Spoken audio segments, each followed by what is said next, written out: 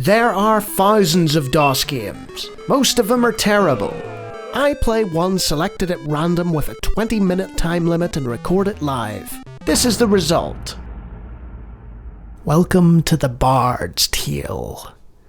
Copyright 1985. And this is the 1987 DOS version apparently. And I've never played it before. This is meant to be a classic blobber. And we're talking real long in the tooth here. So I'm going to set a timer while that beautiful bard plays his PC speaker music over the top. And we'll give it a go and see what happens. Okay, thou art in the Guild of Adventurers. So, as you can see, anyone who's played Wasteland, it's by the same people, has a vague idea of what this is about. So, character, name, blah blah blah. So, what I like already is there's mouse control. That's not very common in games of this age. Like the Might and Magic series, for instance, didn't have any mouse until a little later. So let's add a member. Hey, there's already some pre-rendered guys, which should be expected, I guess. Brian the Fist, El Cid, Marcus, Sir Grady, Merlin, and Omar. Yes? Okay. We have our party. Probably not the best idea. There's probably better people to have. Merlin's looking particularly weak there, but he's got the spell points. So we've got character name, armor class, hit points, condition. I think that might be wrong. Spell points and class. So conjurer and a mage there in the back. I guess we'll enter the city and see what happens.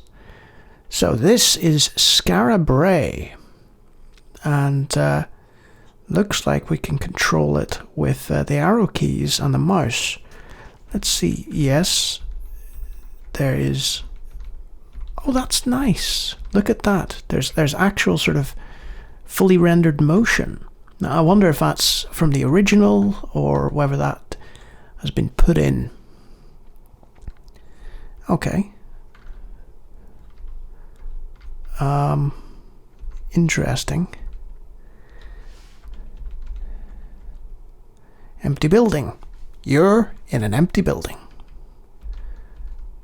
This is quite a large city. The Bard's Tale IBM was from an original design by Michael Cranford. It was created at Interplay Productions. Okay.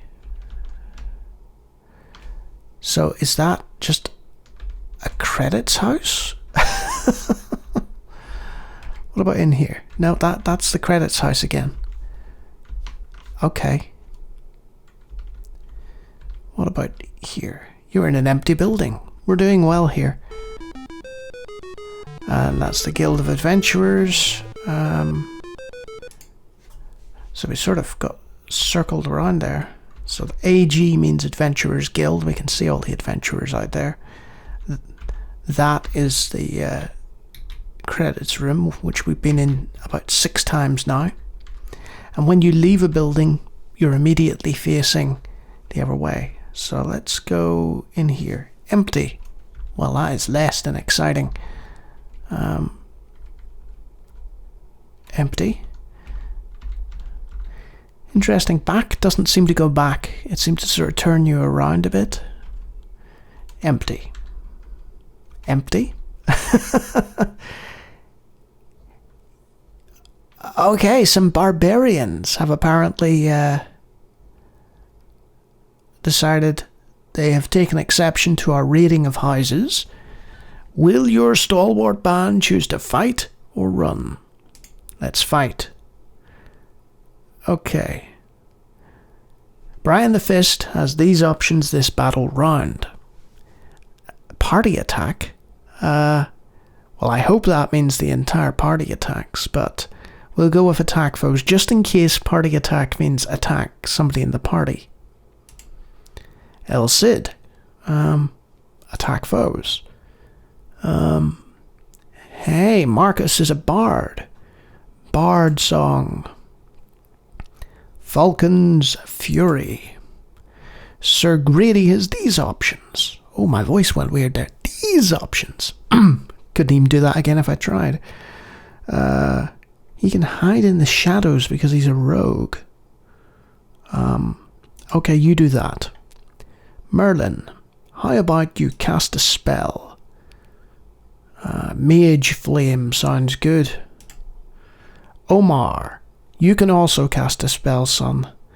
And I've also noticed it has that grid-based sort of combat. So the guys at the front here can attack. And the guys at the back, they only have party attack, which I guess isn't... I think it might be attack a member of your party. I might be wrong about that. Omar, let's cast a spell. Vorpal Plating, Air Armor, Steel Light Spell, or Scary Sight. Vorpal Plating. Use on Brian the Fist. And yes, we'll confirm these commands.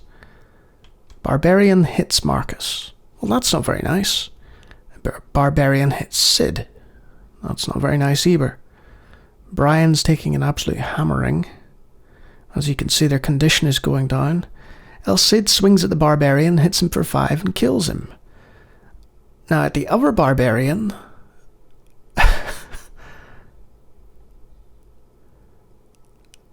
okay. We've got a little tune for Marcus. That's very kind. You still face 2 barbarians. We shall carry on fighting. Brian, your condition's not great. Have you got an item? See, it's much like Might Magic's much like it, I guess, in that the little asterisk means he's got that equipped. Cancel. Just attack the foes, Brian. Don't confuse the matter. Marcus, you go into attack now. Sir Grady, defend. Merlin, Mage Flame didn't do much. Right. So you can attack your own party in this. That's a bizarre and antiquated idea, but sure. We want to attack the barbarians, thank you. Omar has these options. Cast a spell. Vorpal Plating again on El Cid this time.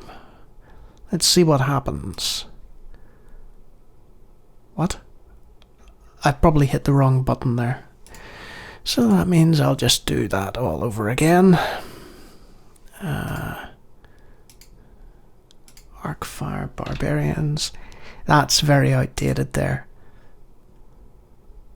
So if I hit Vorpal Plating 2, and then if I accidentally hover over no, I have to do it all over again.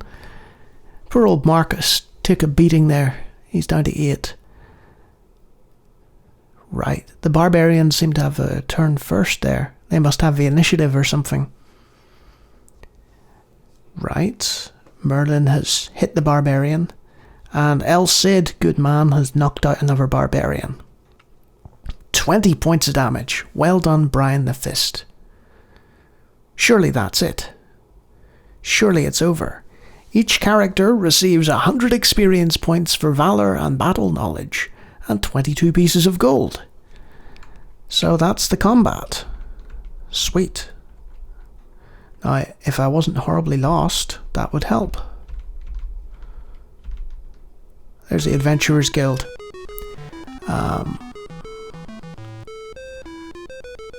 Is there any way to rest? Save party under J1. I guess we'll enter the city. Our condition's really poor, though.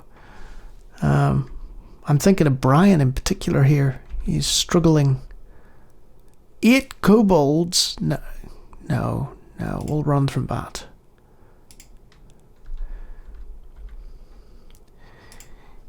See, the actual animation, you probably see it here.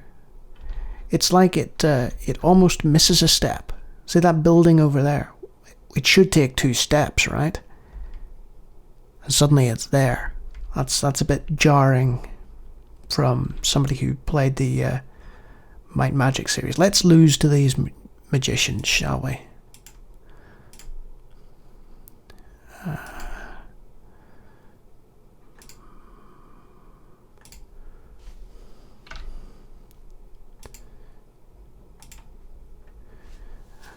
Well, they're not going to do much damage using their... Merlin fries the magician. He withered him. Oh no. Brian's old now, apparently. Look at that, hit old. But Brian and Marcus and El Cid doing good damage to these magicians. You still face 1. Let's fight him. Brian the Old Fist with 9 condition. Let's just take everyone out. Hide in the shadows. Defend. Surely that'll be enough to take out 1. You'd hope so. The first hit, 2 points. Yes, nice and easy. Where's our money and experience? There we are. That's nice. Okay. Now, the problem here is that Brian is... Oh, you've got a nice little portrait of him. He's old, and therefore everything has gone down, and his condition's 9. I wish I knew how to fix that. So if you click on the character, you can find out more information about them, including a nice little portrait, which is cool.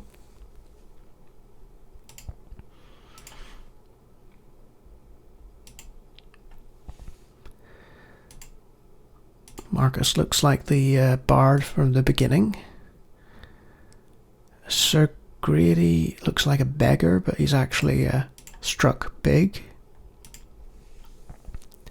Merlin looks exactly like you thought he would. And last but not least, Omar, an elven magician. This is very, very Dungeons and Dragons, obviously, so...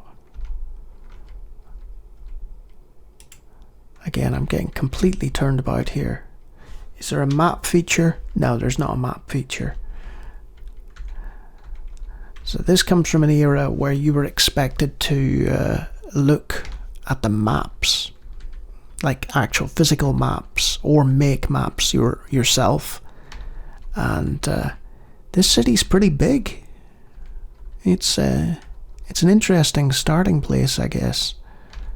And I keep randomly taking 1 step too many and ending up somewhere I don't want to be. You'll also note the repetitive use of sprites, which, I mean, you can't really fault it for 1985, even for 1987 release. You know, this is... Hey, what is this? Welcome, O weary ones, to our humble temple. Who needeth healing? Brian does. Greatest gods. Brian is in bad shape indeed. It'll cost 600 gold. Who will pay? Brian will pay. Not enough gold. 600 gold. So if we hit the pull gold button, we only have 300 gold. Brian, you're doomed. You're done for, son. They can't fix you. You're going to be old forever. And hobgoblins? No, I don't think so. So already you can see the creaking of the game. We don't know what we're doing. We're just a random party of adventurers in a city. And I don't have a clue what's going on. 2 skeletons. The sudden scream of battle brings your party to a halt. You face 2 skeletons. Brian, this is the end for you, son. do your best. Defend. Cast arc fire on the skeletons. Omar, have you got anything good? Scary sight? Not a combat spell. So that must be used outside of combat. See the party attack button? I think we hit that by accident. Look, attack member 1 to 6. So you actually have the option to attack your own party, which is very confusing. I'm glad I figured that out, to be honest. Because the first person playing this must be like, oh, party attack. It's a general attack button for your party. Nope. No, it is not. Okay. Air armor. So, El Cid takes a bit of damage. Brian, well done. You avoided the attack. So, Omar's improved his armor, presumably. Merlin killed one skeleton. Marcus, can you finish off the other? Brian has had enough of this skeleton's nonsense. Okay. That's it? Yeah? So, you've seen the basic gameplay loop. I mean, I could probably play more. Also, this is me turning. Everything is distant. That's a temple again.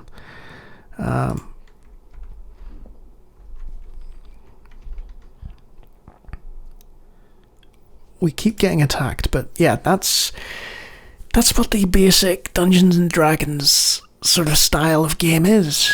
You know, a blobber. Games in the future would take what the Bard's Tale did here and they would build on it. You know, you'd have random encounters, you'd have less confusing layouts, you'd have more information about what you were doing. But at the time, 1985, to see a game in 3D, first-person perspective, Dungeons and Dragons style, if not, I think it, you know, I'm fairly sure it has the Dungeons and Dragons license outright. It was probably mind-blowing. Now, obviously now it isn't. But what I do know is that there has been a remaster of The Bard's Tale. As it stands, the only people I would recommend this to would be those of you who have a genuine interest in blobbers already. You know, first-person, multi-party RPG games, and are okay looking at the antiquated design and being like, hey, that's part of its charm, man. Because it is. It's charming in its way. But there are so many bits and pieces that we take for granted in the later iterations of this type of game that you know, you have to sort of make a lot of concessions. Does that make sense? I believe it makes sense. Sorry, I got distracted by combat there. Well, that didn't last long. Brian's just like old and he's out of cares to give, shall we say. He's just, he's like Clint Eastwood in his latter days. He's old, but he's gnarled and he's angry.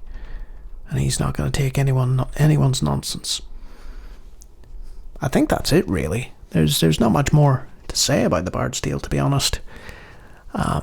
Because I probably couldn't show you much more without running out of time altogether.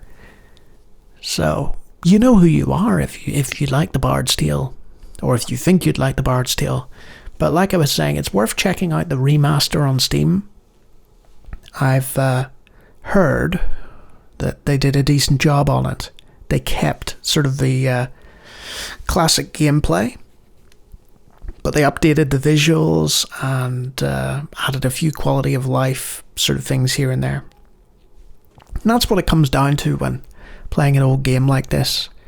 It's a quality of life situation. Like, you shouldn't sort of look at that and then randomly appear in front of it. That turns you around, and having no map function and various other bits and bobs, you know, it just it smooths everything over. So yeah, that's the Bard's Tale. I'd say that's probably about 20 minutes. Let's just check my alarm. Yeah, that is 20 minutes. So if you enjoyed me randomly playing some blobbers, I've done a few for my long plays series actually, rather than Random DOS Game Show, so feel free to check that out. And if you like what you've heard for whatever reason, then feel free to subscribe. Toodle pip.